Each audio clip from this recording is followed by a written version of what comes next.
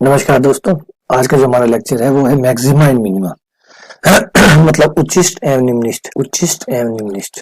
अब ये जो टॉपिक है ये सुन के आपको लग रहा होगा कि सर ये टॉपिक तो हमने पहले भी पढ़ा हुआ है, सीनियर में भी हमारे पास उच्चिष्ट और निम्निष्ट था, है ना। मैक्सिमा और मिनिमा का जो टॉपिक था वो तो हमारे पास पहले भी था, तो फिर हम यहाँ क्या पढ़ने वाले हैं। तो दोनों में फर्क है। जो आपने सीनियर में पढ़ा था वो था एक चरों वाला, आपका वो फलन था जिसका मैक्सिमा एंड मिनिमा आप निकालते थे, वो एक चर वाला था, यानी single function F x, single variable function कहते हैं, जिसका आपने मैक्सिमम मतलब मैक्सिमा और मिनिमा निकाला था कि भाई इसका सबसे बड़ा मान कब आता है, इसका सबसे छोटा मान कब आता है, लेकिन वो एक चर वाला था, है ना।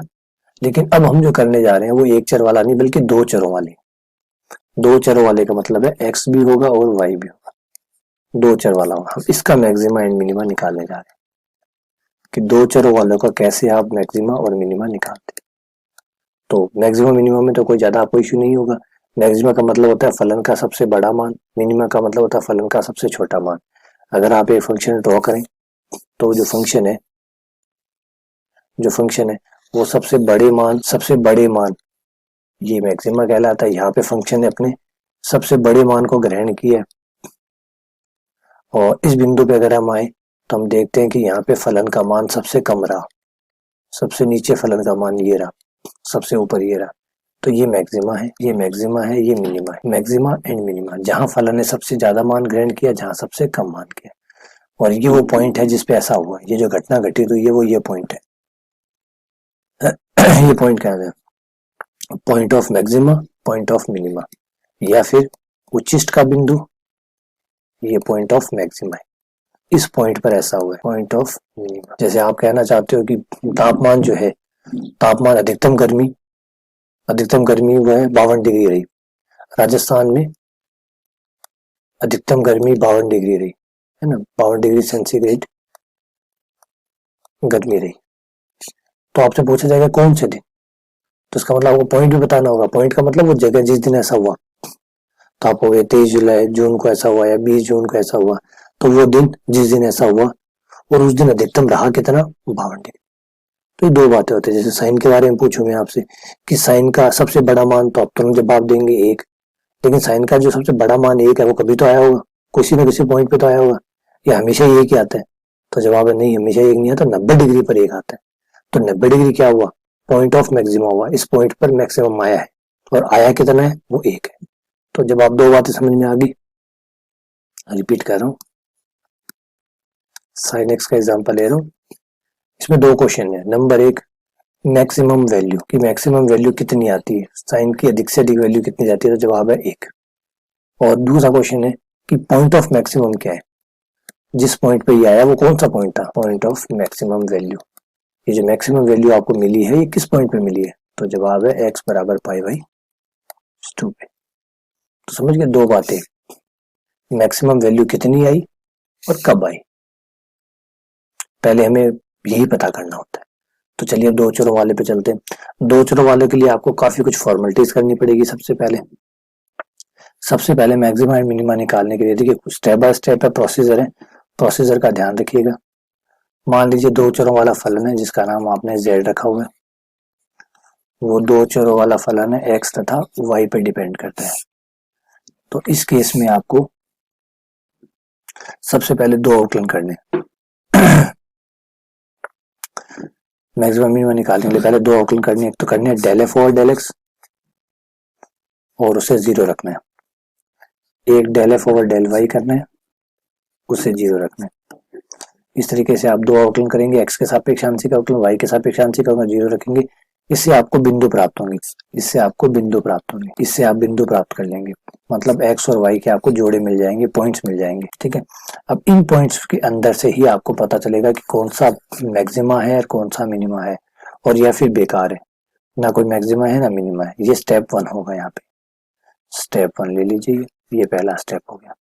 दूसरा स्टेप आपका होगा कि जब आपके पास बिंदु हो जाए तो आप एफ वाले का एक्स के सापेक्ष दो बार अवकलन कर लीजिए, इसका नाम आप स्मॉल आर रख लीजिए। फिर एफ वाले का 2 बार अवकलन कर लीजिए, एक बार एक्स के साथ और एक बार वाई के साथ, इसका नाम रख लीजिए एस। फिर आप एफ वाले का दोनों बार वाई के सापेक्ष अवकलन करके इसका नाम रख लीजिए टी, आर एस टी। ये तीनों मान आप अलग कर लीजिए, आर का मान, एस का मान, टी का मान।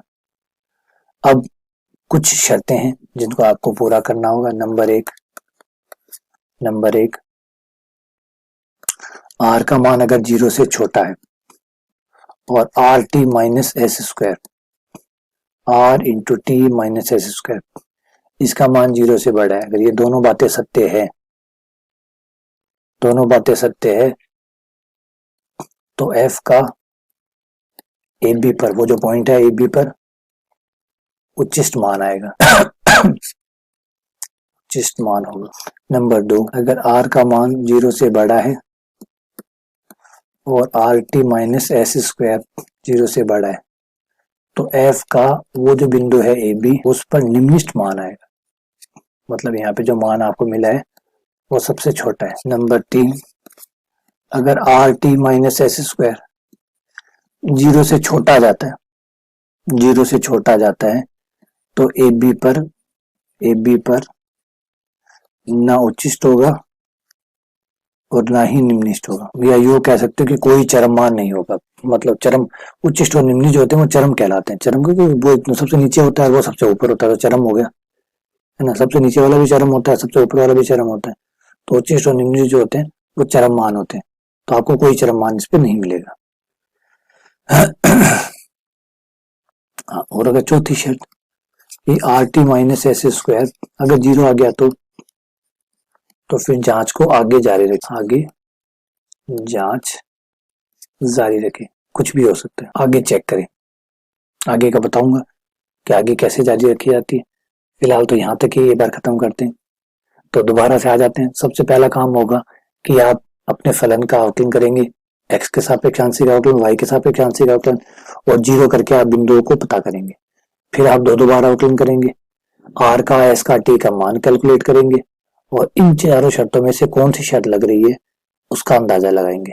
वो शर्त जिस पे लगेगी उस शर्त के हिसाब से उच्चिष्ट, निम्नलिखित, या ना उच्चिष्ट, या फिर जांच जारी रखने का आदेश मिलेगा आगे का।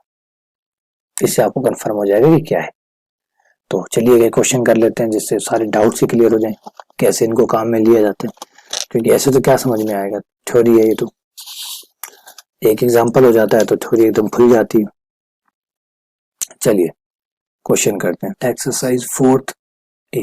तो पहले तो 3 जो है वो परिभाषाएं हैं। क्वेश्चन नंबर 1 से लेकर 3 तक परिभाषा है। क्वेश्चन शुरू होता है 4 से। क्वेश्चन नंबर 4 है कि ये फलन है एफ एक्स वाई बराबर है x cube minus 4xy plus 2y square, ये एफ एक्स वाई। अब जो पहला स्टेप था वो था आप एक्स के सापेक्ष आंशिक अवकलन करेंगे, वाई के सापेक्ष आंशिक अवकलन करेंगे। तो पहले आप एक्स के साथ आंशिक अवकलन कर लीजिए। एक्स के साथ करेंगे तो ये आ गया 3x square minus 4y plus 0। फिर आप y के सापेक्ष आंशिक अवकलन करेंगे, 0 माइनस 4x प्लस 4y। उसके बाद अगला काम होगा del f over del x को आपको 0 करना होगा, और del f over del y को भी 0 करना होगा, और x और y के मान लेने होंगे। तो del f over del x को 0 कर दिया, 3x स्क्वायर माइनस 4y बराबर 0, और del f over del y को भी 0 कर दीजिए, माइनस का 4x प्लस 4y बराबर 0। इसमें 4 का भाग लग रहा है, 4 का भाग दे दीजिए, माइनस एक्स प्लस वाई बराबर 0। y बराबर आपके पास आ जाएगा x। ये y बराबर x यहाँ ले आइए ताकि इसको सोल्व किया जा सके। 3x स्क्वायर माइनस 4y की जगह x रख दिया बराबर 0। x कॉमन ले लीजिए, x कॉमन, 3x माइनस 4 बराबर 0। एक आ गया x बराबर 0, एक आ गया 3x माइनस 4 बराबर 0, जिससे x का मान मिल गया 4/3। x का मान रख के y का मान निकाल लीजिए, क्योंकि y बराबर x आया है आपके पास। x का मान 0 लेने पर तो y 0 आ जाएगा। नंबर 1, x बराबर 4/3 पर y भी 4/3 हो जाएगा।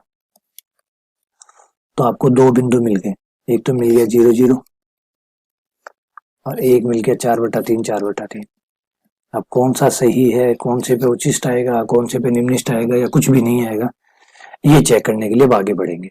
आगे बढ़ने के लिए एक एक बार और आउटलाइन करेंगे, एक्स के सापेक्ष एक बार और, वाई के सापेक्ष एक बार और। तो ये लीजिए यहाँ से एक्स के सापेक्ष एक बार और ले लेते हैं, एक्स के सापेक्ष एक बार और लेते, ये हो गया 6x 4y का 0, तो ये खाली 6x आ गया। y के सापेक्ष एक बार और, y के सापेक्ष करेंगे तो 0 + 4, ये 4 आ गया। एक अवकलन अब आपको वो करना है x का y के सापेक्ष, x के साथ हुआ है y के सापेक्ष, तो ये हो गया 0, y के साथ कर रहे हैं इसलिए -4। ये तीनों मान आ गए आपके पास, ठीक है। अब हमें क्या करना है, सबसे पहले 0 0 पे चेक करते हैं। r बराबर कितना है, r बराबर है 6x, s बराबर है -4 और t बराबर है +4। चेक कर लीजिए एक बार, t बराबर 4, s बराबर -4 और ये 6x, -6x है +6x है, +6x 6x -4 +4, ठीक है भाई। अगर आप 0 0 रखेंगे तो r का मान कितना आ जाएगा 0, s का मान -4, t का मान 0। अब हमारी जो शर्त है उस शर्त के अनुसार r का मान हमेशा प्लस या माइनस का होना चाहिए, 0 नहीं होना चाहिए। ये देखिए शर्त एक को देख लीजिए, r 0 से छोटा हो, r 0 से बड़ा हो, लेकिन कहीं भी r के 0 होने का जिक्र नहीं है, तो इसका मतलब ये काम तो नहीं करेगा। तो शर्तें ना तो इस पे उच्चिष्ट होगा ना निम्निष्ट होगा, ये दोनों बातें तो गई। ये और चेक कर लेते हैं RT-S² वाली। RT-S² वाली जो शर्त है उसको चेक और कर लेते हैं। r का मान 0, t का मान 4, s का मान -4 का स्क्वायर, ये तो भाई 0 -16, ये माइनस का 16 आ गया, माइनस का 16 मतलब 0 से छोटा आ गया। और अगर RT-S² 0 से छोटा आता है तो क्या शर्त कहती है कि RT-S² अगर 0 से छोटा है तो ना उच्चिष्ट है ना निम्निष्ट है। तो 0 0 पे ना उच्चिष्ट है ना निम्निष्ट है, 0 0 पर ना उच्चिष्ट है ना ही निम्निष्ट है, ना ही तो उच्चिष्ट है ना ही निम्निष्ट है, दोनों ही नहीं है। अब 4/3 वाले पे आ जाइए, एक बिंदु और भी तो है, 4/3 4/3, इस पॉइंट पे चेक करिए, देखिए इस पॉइंट की क्या स्थिति है। इस पॉइंट की स्थिति पता करने के लिए r बराबर कितना है 6x,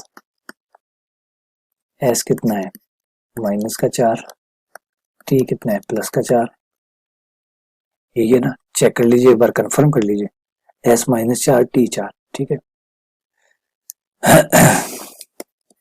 x का मान रख दीजिए, x का मान है 4/3, x का मान 4/3, ये 2 कैंसिल, r का मान आ गया 8। इस बार r का मान प्लस का आ रहा है, मतलब 0 से बड़ा आ रहा है, तो भाई r का मान 0 से बड़ा आ रहा है, वो कौन सी कंडीशन है जिसमें r का मान 0 से बड़ा आता है, ये r का मान 0 से बड़ा। लेकिन सिर्फ r के मान से नहीं चलेगा, RT-S² भी चाहिए। चलिए RT-S² और निकालते हैं, RT-S², r का मान है 8, t का मान है 4, s का मान है -4, ये हो गया 32, 32 में से 16 गया 16, ये भी 0 से बड़ा आ रहा है, यानी RT-S² 0 से बड़ा आ रहा है और r 0 से बड़ा आ रहा है। अगर r भी 0 से बड़ा आए और RT-S² भी 0 से बड़ा है, दोनों ही 0 से बड़े आए तो क्या स्थिति कहती है, सवाल क्या कहता है, सवाल कहता है जब दोनों ही प्लस के आए तो इस बिंदु पर निम्निष्ट मिलेगा, तो 4/3 4/3 पे फलन का न्यूनतम मान आएगा। इसलिए 4/3 4/3 का ये जो पॉइंट है, 4/3 4/3 पर इस बिंदु पर f का न्यूनतम मान प्राप्त होगा, न्यूनतम मान प्राप्त होगा। ये में न्यूनतम मान देगा, कितना देगा वो तो रख के पता चलेगा। रख लेते हैं, हमें सवाल में चलते हैं वापस से फलन पे। f(x, y) बराबर था x³ -4xy प्लस 2y²। 4/3 4/3 रख दीजिए, 4/3 4/3 4/3 4/3 रख दिया, ये आ गया 4 चौक 16, 16 जगह 64, 64 बट्टा 27, 16 64 64 64 बट्टा 9, 16 16 दूनी 32, 32 बट्टा 9,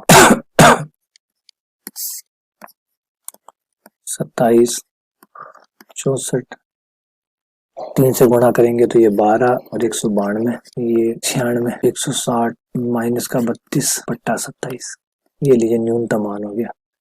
एफ का हमें मिनिमम मिल गया। एफ का न्यूनतम मान कौन से पे मिला? 4/3, 4/3 पर कितना मिला? माइनस का 32/27, इतना मिला। तो उम्मीद करता हूँ कि ये बात आपको समझ में आ गई होगी। अब यहाँ पे आपको ये उचिष्ट है ही नहीं, यानी इस फलन का कोई उचिष्ट नहीं होगा। होता तो निकल जाता, नहीं निकला इसका मतलब उचिष्ट नहीं है।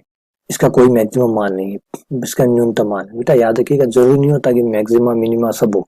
किसी फलन के दोनों ही नहीं होते, किसी फलन का एक होता है, किसी के दोनों भी होते हैं। चलिए मैं आपको एक ग्राफ से दिखाता हूँ। ये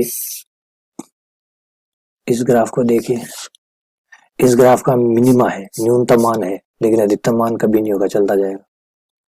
इस ग्राफ को देखिए, इस ग्राफ का अधिकतम है, ऊपर से ऊपर फिक्स है, लेकिन नीचे फिक्स नहीं है, चलता ही जा रहा है। किसी ग्राफ के दोनों होते हैं, ये ग्राफ देख लीजिए, इसका मैक्सिमा एंड मिनिमा दोनों है ना। कोई ग्राफ ऐसा होता है जिसका कोई मैक्सिमम मिनिमा नहीं होता, ये देखो चलता ही जाएगा। इसका कोई मैक्सिमा है ना कोई मिनिमा है, तो कुछ जरूरी नहीं होता कि मैक्सिमा मिनिमा दोनों ही हो सकता है दोनों ही ना हो सकता है एक हो सकता है दोनों के दोनों ही हो। तो जो होगा वो निकल के आ जाएगा। आप तो फॉर्मूला पे विश्वास कीजिए, फॉर्मूला अपने आप ही अगर होगा तो आपको निकाल के दे देगा, नहीं दे रहा इसका मतलब समझ जाइए कि वो है ही नहीं। होता तो निकलता ना, है ही नहीं तो कहाँ से निकलेगा, है ना। उम्मीद करता हूँ समझ में आ गया होगा। इसी सवाल को एक बार दोबारा निकाल के देख लीजिएगा और फिर अगले सवाल हम अगले लेक्चर में करेंगे। चलिए बहुत बहुत धन्यवाद।